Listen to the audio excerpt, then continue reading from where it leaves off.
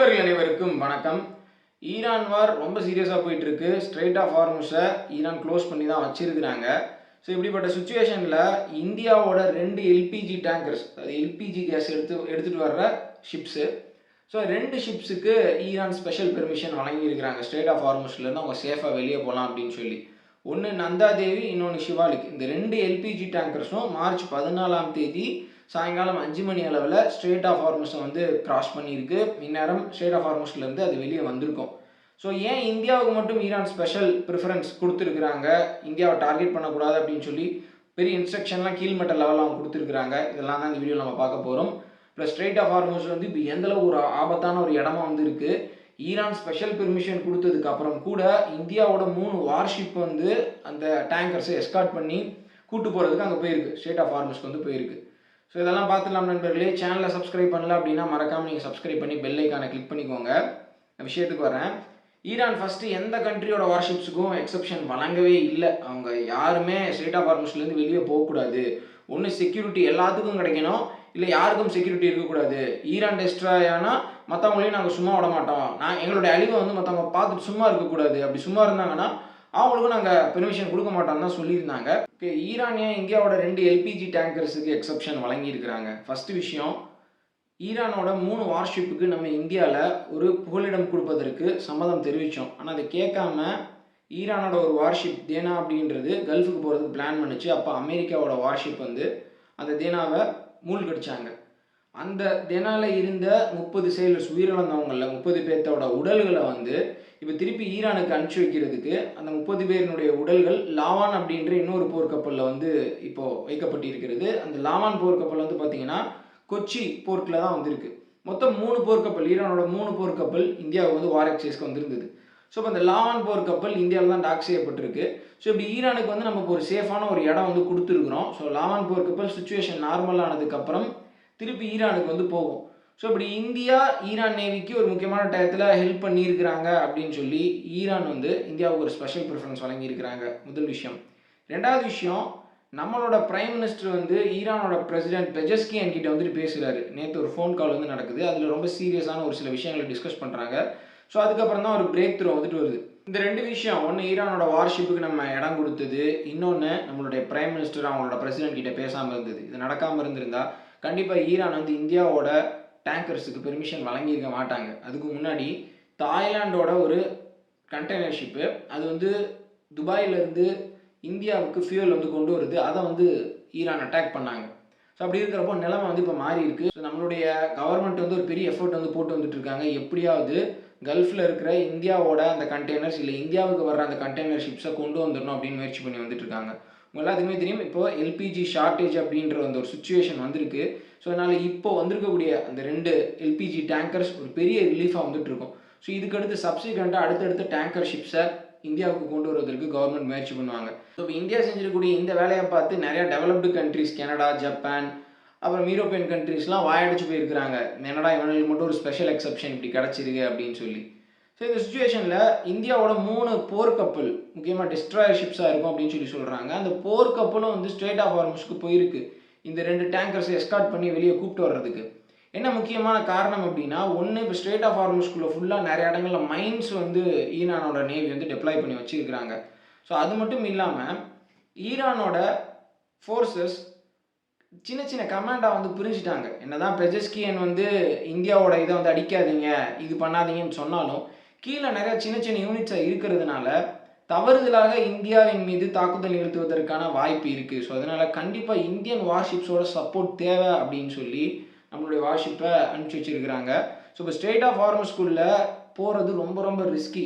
எந்த போர்க்கப்பலாக இருந்தாலும் சரி, அமெரிக்கா வந்து அங்கே போர் புரிஞ்சிட்டு இருக்கிறாங்க, அதனால் அங்கே இருக்க வேண்டிய சூழ்நிலை. ஆனால் அதெல்லாம் மீறி நம்மளுடைய கப்பலுக்கு எஸ்கார்ட் கொடுக்கணும், டேங்கர்ஸ்க்கு எஸ்கார்ட் கொடுக்கணும்னு சொல்லி நம்மளுடைய நேவி போயிருக்கிறது ஒரு மிகப்பெரிய ஒரு ஆப்ரேஷன் அப்படின்னே வந்துட்டு சொல்லலாம்.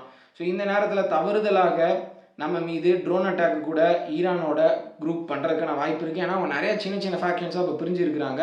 அப்போ தான் வந்து அமெரிக்கானால ஒரு லீடர்ஷிப் அப்படின்றத காலி பண்ணிட்டா கூட கடைசி வரைக்கும் கீழே இருக்க யூனிட்ஸ் வந்து ஃபங்க்ஷனலாக வந்துட்டு இருக்கும். ட்ரோன் யூனிட்ஸ்னு தனியாக இருக்கிறாங்க, மைன் யூனிட்ஸ் இருக்கிறாங்க, ராக்கெட் யூனிட்ஸ் இருக்கிறாங்க. ஸோ இப்படி சொல்லிக்கிட்டே போகலாம். ஜென்ரலாக நம்ம இந்தியன் ஆர்மி, இந்தியன் ஏர்ஃபோர்ஸை பற்றி நிறையா பேசுவோம், நிறையா ஆப்ரேஷன்ஸ் பற்றியெல்லாம் பேசியிருப்போம். ஆனால் இந்தியன் நேவியோட ரோல் வந்து எந்தளவுக்கு முக்கியமானதாக இருக்குது பாருங்கள். சரி, இப்போது வாரில் என்ன நடந்து வந்துட்டுருக்கு, அந்த முக்கியமான அப்டேட்ஸ் வந்துட்டு நான் வர்றேன். அமெரிக்கா அடுத்த ஃப்ரண்ட்டுக்கு போயிட்டாங்க, அடுத்த லெவலுக்கு வந்து போயிட்டாங்க. ஈரான் நீ வந்து இவ்வளோ பயங்கரமாக வந்து ஒரு ரெசிஸ்டன்ஸ் போடுவியா, ஒன்றை நான் சும்மா விட மாட்டேன் அப்படின்னு சொல்லி அமெரிக்கா அடுத்தடுத்து நிறையா ஸ்டெப்ஸ் எடுத்துருக்கிறாங்க. அதில் ஒரு முக்கியமான விஷயம் என்ன அப்படின்னு பார்த்தீங்கன்னா, கார்க் ஐலாண்ட் அப்படின்ற ஒரு முக்கியமான ஐலாண்ட் இருக்குது. இதுக்கு முன்னாடி நான் வீடியோவில் நான் சொல்லியிருக்கேன், ஈரானுக்கு சொந்தமான ஒரு ஐலாண்டு நார்த் ஆஃப் பெர்ஷியன் கல்ஃபில் வந்து இருக்குது. ஸோ அங்கேருந்து தான் 90% ஈரானோட ஆயில் எக்ஸ்போர்ட் வந்து அந்த கார்க் ஐலாண்ட் வழியாக தான் வந்துட்டு போகுது. ஸோ இன்றைக்கி அதிகாலை இந்த கார்க் ஐலாண்டை அமெரிக்கா அடிச்சிருக்கிறாங்க. இந்த கார்க் ஐலாண்டில் இருக்கிற முக்கியமான மிசைல் ஸ்டோரேஜ் இடம், அப்புறம் மைன்ஸ் அவங்க வந்து ஸ்டோர் பண்ணி வச்சிருக்கிற இடம், ஸோ இந்த மாதிரி மிலிட்ரி டார்கெட்ஸை மட்டும் அடித்ததாக வந்து அமெரிக்கா சொல்லியிருக்கிறாங்க. ஆனால் ட்ரம்ப் என்ன சொல்கிறார் அப்படின்னா, இப்போதைக்கு நாங்கள் மிலிட்ரி டார்கெட்ஸோடு நிறுத்திக்கிறோம், இதுக்கப்புறம் நீங்கள் ஸ்ட்ரெயிட் ஆஃப் ஹார்முஸை தொட்டீங்க அப்படின்னா அங்கே இருக்கிறவங்களோட ஆயில் ஸ்டோரேஜ் ஃபெசிலிட்டியும் நாங்கள் அடிப்போம் அப்படின்ற பெரிய ஒரு வார்னிங் வந்து வழங்கியிருக்கிறாரு. ஸோ கார்க் ஐலாண்டு போச்சு அப்படின்னா ஈரானுக்கு ஒரு பெரிய ரெவன்யூ வந்துட்டு போயிடும். இப்போ வரைக்கும் ஈரான் வந்து சைனாவுக்கு அவங்களுடைய ஆயில் டிரான்ஸ்போர்ட்டை பண்ணிக்கிட்டு தான் இருக்கிறாங்க. அது அமெரிக்கா வந்து அலோவ் பண்ணியிருக்கிறாங்க. ஏன் அப்படின்னா மார்க்கெட்டில் ஒரு பெரிய சப்ளை ஷார்ட்டேஜ் வந்துடக்கூடாது அப்படின்னு சொல்லிட்டு. ஆனால் கடைசியாக வேறு வழி இல்லை, ஈரான் அடித்து தான் ஆகணும் அப்படின்னா நம்மளுக்கும் ஒரு பெரிய பொருளாதார பிரச்சனை, சேதம் அப்படின்றது ஏற்பட்டு தான் ஆகும். க்ரூட் ஆயிலோட ப்ரைஸ் வந்துட்டு அதிகமாகும். அப்போ கார்க் ஐலாண்டு வந்து ஒன்றுமே இல்லாமல் வந்துட்டு இருக்கும். ஆனால் ஈரானுக்கும் அது ஒரு மிகப்பெரிய ஒரு வழியை வந்து ஏற்படுத்தும். ஈரானும் கொஞ்சம் அடங்குவாங்க அப்படின்னு சொல்லி அமெரிக்கா வந்து திங்க் பண்ணுறாங்க. ஐலாண்டே அமெரிக்கா அடிச்சிருக்கிறாங்க, குஷம் ஐலாண்ட் அப்படின்ற ஐலாண்டு. இது வந்து ஸ்ட்ரெயிட் ஆஃப் ஹார்முஸோட என்ட்ரன்ஸ்லேயே வந்துட்டு இருக்கு. ஸ்ட்ராட்டஜிக்கலாக ரொம்ப ஒரு முக்கியமான ஒரு இடம். ஸோ ஸ்ட்ரெயிட் ஆஃப் ஹார்முஸ்க்குள்ளே வந்துட்டு என்ட்ரு ஆகணும் அப்படின்னா முக்கியமாக எந்த இடத்துலேருந்து தாக்குதல் வரும் அப்படின்னு பார்த்தீங்கன்னா இந்த குஷம் ஐலாண்ட்லேருந்து தாக்குதல் வர்றதுக்கான வாய்ப்பு இருக்குது. ஸோ அங்கே இருக்கிற மிலிட்ரி டார்கெட்ஸை அமெரிக்கா வந்து அடிச்சிருக்கிறாங்க. ஸோ இப்போது அமெரிக்கா சிஸ்டமேட்டிக்காக ஈரானுடைய கடற்கரையை நோக்கி போக ஆரம்பிச்சிட்டாங்க. கிட்டத்தட்ட 5000 US மெரைன்ஸ், அதாவது ஒரு லேண்டிங்கில் அட்டம் பண்ணி அதுக்கப்புறம் இன்னொரு நாட்டை கைப்பற்றக்கூடிய US மெரைன்ஸ் அவங்க வந்து இப்போ வந்துட்டு இருக்கிறாங்க. ஸோ இந்த மெரைன்ஸ் அவங்களுடைய ஆம்பிபியஸ் ஷிப்ஸும் வந்துட்டு வருது. ஆம்பிபியஸ் ஷிப்ஸ் வந்து பார்த்தீங்கன்னா கடற்கரையில் டாக் ஆகி ஒரு நாட்டை கைப்பற்றுவதற்கு பயன்படுத்துவது. அதில் தான் நிறைய சோல்ஜர்ஸ் வந்து இருப்பாங்க. ஸோ இந்த ஆம்பிபியஸ் ஷிப்ஸை வந்துட்டு அமெரிக்கா கொண்டு வரதுக்கான காரணம் என்ன? பெருசாக ஒன்றும் இல்லை, ஈரானோட கோஸ்டல் ஏரியாஸ் நிறையா பகுதியை அமெரிக்கா வந்து கேப்சர் பண்ணுற பிளானில் இருக்கிறாங்க அப்படின்னு சொல்லி சொல்கிறாங்க. ஸோ இந்த கார்க் ஐலாண்ட், அப்புறம் இந்த குஷம் ஐலாண்ட் போன்ற முக்கியமான ஐலாண்ட்ஸை அமெரிக்கா பிடிப்பதற்கு முயற்சி பண்ணலாம். ஸோ அப்போது ஈரான் வந்து ஸ்ட்ரெயிட் ஆஃப் ஹார்முஸ் வந்து ஈஸியாக கண்ட்ரோல் பண்ணிட முடியாது, ஈரான் அந்த இடத்துலையும் ரொம்ப வீக்கன் ஆவாங்க அப்படின்னு சொல்கிறாங்க. ஸோ இப்போ ஈரானோட ஸ்ட்ராட்டஜி என்ன இருக்குது அப்படின்னா, நான் வந்து இஸ்ரேல் மேலேயோ இல்லை அமெரிக்காவோட பேசிஸ் மேலேயோ ஒரு குறிப்பிட்ட லெவல் வரைக்கும் தான் நான் மிசைல் அட்டாக் பண்ண முடியும். என்னுடைய மிசைலை ஃபுல்லாக வந்து நீ காலி பண்ணிட்டு இருக்கிற, மிசைல் லான்ச் பண்ணுற சைட்டை ஃபுல்லாக நீ காலி பண்ணுற. ஸோ இப்போ ஸ்ட்ரெயிட் ஆஃப் ஹார்முஸை க்ளோஸ் பண்ணுறது தான் எனக்கு ஒரு எஃபெக்டிவ் ஆப்ஷனாக வந்துட்டு இருக்கு. அதான் உலகத்துக்கு மிகப்பெரிய ஒரு வழியை ஏற்படுத்துது அப்படின்னு சொல்லி இப்போ ஸ்ட்ரெயிட் ஆஃப் ஹார்முஸை தான் ஈரான் வந்து குறி வச்சு அடிச்சுட்டு இருக்கிறாங்க. ஸோ அதனால் இப்போ அமெரிக்கா அதை முறியடிப்பதற்காக அமெரிக்கன் மெரைன்ஸ் வந்து கொண்டு வர ஆரம்பிச்சிட்டாங்க. ஸோ இப்போ ஜப்பான்லேருந்து 3 ஆம்பிபியஸ் ஷிப்ஸ் வந்து வந்துட்டுருக்கு, அமெரிக்காவோடது வந்துட்டுருக்கு. ட்ரம்ப் ஈரான் ஒரு 7 நாளில் மடங்கிடுவாங்க, இல்லை ஒரு 10 நாள் பதிலடி கொடுப்பாங்க, அதுக்கு மேலே ஈரான்லேருந்து வர்ற மிசைல் அட்டாக்ஸ்லாம் குறைஞ்சிரும் அப்படின்னு ட்ரம்ப் நினச்சாரு. இஸ்ரேலும் அதை கொண்டு வந்துடலாம், அப்படி ஒரு பாசிபிலிட்டியை நம்ம கொண்டு வந்துட முடியும்னு நினச்சாங்க. ஆனால் ஈரான் போட்டுட்டு இருக்கக்கூடிய பதிலடி அமெரிக்காவுக்கு மிகப்பெரிய ஒரு ஆச்சரியத்தை ஏற்படுத்தியிருக்கு. என்ன இந்தளவுக்கு ஒரு ரெசிஸ்டன்ஸை ஈரான் போடுறாங்க, எப்படி அவங்கள்ட்ட இருக்கிற அந்த ரிசோர்ஸஸை ப்ராப்பராக யூட்டிலைஸ் பண்ணுறாங்க, கொஞ்சமாக இருந்தாலும் அதை எஃபெக்டிவாக நிறைய இடங்களில் பயன்படுத்துகிறாங்க அப்படின்னு அமெரிக்கா இப்போ வியந்து போயிருக்கிறாங்களாம். ட்ரம்ப்புக்கு ஒரு பெரிய நெருக்கடி என்ன அப்படின்னா, ஏற்கனவே $10 பில்லியன் செலவாயிருச்சு, அதுக்கு மேலேயும் செலவாயிருக்கு அப்படின்னு சொல்லி சொல்கிறாங்க. ஸோ இதுக்கப்புறம் இந்த வார் இன்னும் எக்ஸ்டெண்ட் ஆகிட்டே இருந்தால் அமெரிக்கன் காங்கிரஸ் கிட்ட ஒரு ஸ்பெஷல் அப்ரூவல் கேட்கணும், இந்த வாருக்கு இன்னும் ஸ்பெஷல் ஃபண்ட்ஸ் கேட்பதற்கு. அப்போது காங்கிரஸ்குள்ளே பயங்கரமான ஒரு டிபேட் வந்துட்டு வரும், ட்ரம்ப்புக்கு ஒரு நெருக்கடி வரும் அப்படின்னு சொல்கிறாங்க. ஸோ ட்ரம்ப் இந்த வாரில் அமெரிக்கா நினச்சது நடக்கலை, அப்படியே ட்ராக் ஆகி போய்கிட்டே இருந்துச்சுன்னா எல்லா பிளேமையும் அந்த டிபார்ட்மெண்ட் ஆஃப் வாரா அதனுடைய செக்ரட்டரி ஹெக்ஸெட் அவர் மேலே போட்டுடலாம், அவரை பலிகடா ஆக்கிடலாம் அப்படின்னு சொல்லி இப்போயே பிளான் பண்ணிகிட்டு இருக்கிறதா சொல்கிறாங்க. இப்போ அமெரிக்கா நினச்சது என்னமோ ஒன்று, ஆனால் வார் போய்கிட்டு இருக்கக்கூடிய டைரக்ஷன் ஒன்று. ஸ்ட்ரெயிட் ஆஃப் ஹார்முஸை ஈரான் பிளாக் பண்ணுவாங்க அப்படின்னு அமெரிக்கா நினைக்கவே இல்லை. ஆனால் இப்போ ஈரான் வந்து எல்லா விதமான விஷயங்களுக்கும் தயாராக இருக்கிறாங்க. இப்போ அமெரிக்கா லேட்டஸ்ட்டாக சொன்னது என்ன அப்படின்னா, அவங்களோட 5 aerial refuelling aircrafts, tankers, aerial tankers அப்படின்னு சொல்லுவாங்க. ஸோ அது 5 நம்பர்ஸ் வந்து டேமேஜாக இருக்குது. இது வந்து சவுதி அரேபியாவில் இருக்கிற பிரின்ஸ் சுல்தான் ஏர்பேஸில் இருந்தது. ஸோ ஈரானோட ட்ரோன் அட்டாக்னாலையும் மிசைல் அட்டாக்னாலும் இது டேமேஜ் ஆகிருக்கு. ஏற்கனவே ஒன்று டேமேஜ் ஆயிருச்சு, இது வந்து கம்ப்ளீட்டாக டெஸ்ட்ராய் ஆகலை, டேமேஜ் ஆயிருக்கு அப்படின்னு வந்து சொல்கிறாங்க. ஏற்கனவே ஒன்று டேமேஜ் ஆயிடுச்சு, மொத்தம் 6 டேமேஜ் ஆயிருக்கு. ஒன்று வந்து பார்த்தீங்கன்னா ஈராக்கோட ஏர் ஸ்பேஸில் கிராஷ் ஆயிடுச்சு, அதில் இருந்து 6 க்ரூ மெம்பர்ஸ் வந்து உயிரிழந்துட்டாங்க.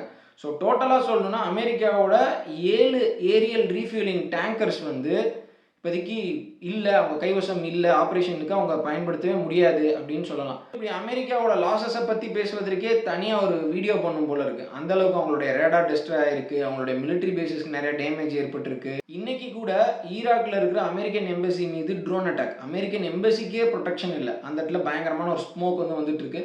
ஸோ அமெரிக்கா அவங்களுடைய லாஸஸை ரொம்ப யாருக்கும் தெரியாத மாதிரி சைலண்ட்டாக அறிவிச்சு வந்துட்டு இருக்காங்க அப்படின்ற அந்த ஒரு விஷயத்தையும் வந்து பேசுகிறாங்க.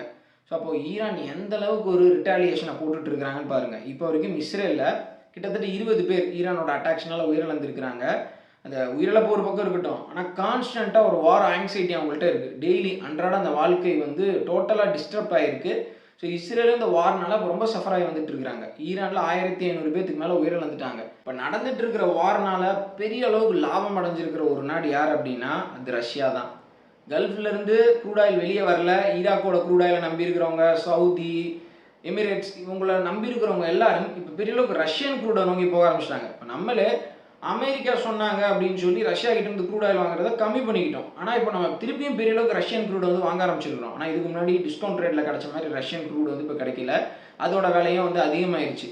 ஸோ இப்போ ரஷ்யா ஒரு நாளைக்கு, நான் சொல்கிறது ஒரு நாளைக்கு கிட்டத்தட்ட $150 மில்லியன் இந்த ஈரான் வார்னால அவங்களுக்கு லாபம் கிடைக்குது அப்படின்னு வந்து சொல்கிறாங்க. அப்போ எந்த அளவுக்கு இந்த ஈரான் வார் வந்து ரஷ்யாவுக்கு ஒரு பெரிய அட்வான்டேஜ்னு பாருங்கள். ஜெலன்ஸ்கி என்ன சொல்கிறாருன்னா, இந்த ஈரான் வார் வந்து ரஷ்யாவுக்கு கிடைச்சிருக்கிற ஒரு வரம், புட்டினுக்கு கிடைச்சிருக்கக்கூடிய ஒரு வரம். ஸோ அதனால் உக்ரைன் மீது ரஷ்யா தாக்குதலை அதிகப்படுத்துவாங்க அப்படின்னு ஜெலன்ஸ்கி சொல்லியிருக்கிறாரு.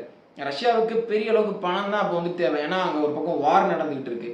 ஸோ அதனால் இந்த ஈரான் வார் வந்து உண்மையிலேயே புட்டினுக்கு கிடைச்சிருக்கிற ஒரு மிகப்பெரிய சந்தர்ப்பம். ஸோ இது வேறு பக்கம் அமெரிக்காவுக்கு ஒரு நெருக்கடியை வந்து ஏற்படுத்தும். ஈரான் வார்னால ரஷ்யாவுக்கு அட்வான்டேஜ் வந்துருக்குல்ல, அதனாலேயே ஈரானுக்கு நிறையா உதவிகளை இப்போ ரஷ்யா செஞ்சு வந்துட்டு இருக்காங்க. கிட்டத்தட்ட 13 டன் சப்ளைஸ், எசென்ஷியல் சப்ளைஸை வந்து இப்போ ஈரானுக்கு இம்மீடியட்டாக ரஷ்யா வந்து அனுப்பிச்சிருக்கிறாங்க. இதில் வந்து பார்த்திங்கன்னா மெடிக்கல் எய்டு, அப்புறம் உணவுப் பொருட்கள், ஸோ இதெல்லாம் ஈரானோட ஆர்மிக்கு தேவையான முக்கியமான பொருட்கள் இதெல்லாம் ரஷ்யா அனுப்பிச்சிருக்கிறாங்க. ஸோ ரஷ்யா இன்னமும் அனுப்புவாங்க. ஏன் அப்படின்னா இந்த வார் கொஞ்சம் ப்ரொலாங் ஆச்சு அப்படின்னா ரஷ்யாவுக்கு எல்லா விதத்துலையுமே ஒரு அட்வான்டேஜ். ஆனால் ஃபைனலாக ஈரான் வீழ்ச்சி அடைகிறப்போ, சப்போஸ் வீழ்ச்சி அடைஞ்சிட்டாங்க, ஒரு ரெஜிம் சேஞ்ச் வந்துருச்சு அப்படின்னா அது ரஷ்யாவுக்கு ரொம்ப கஷ்டம். நடந்துட்டு இருக்கிற வரைக்கும் நல்லாயிருக்கும், முடிகிறது ரஷ்யாவுக்கு ஃபேவரபுளாக முடியலை அப்படின்னா அடுத்து அமெரிக்கா அந்த ஈரான் வார் முடிஞ்சதுக்கப்புறம் எல்லா ரிசோர்ஸஸையும் உக்ரைன் ஃப்ரண்ட்டில் தான் வந்து போடுவாங்க. சரி நண்பர்களே, இதோட இந்த வீடியோ நான் முடிச்சுக்கிறேன். உங்களுடைய கருத்துக்களை மறக்காமல் கமெண்ட் செக்ஷனில் சொல்லுங்கள். அடுத்த வீடியோவில் சந்திக்கலாம். மறக்காமல் இந்த வீடியோவை உங்களுடைய நண்பர்களுக்கு ஷேர் பண்ணுங்கள். வீடியோ பார்த்தமைக்கு ரொம்ப நன்றி. ஜெய் ஹிந்த்.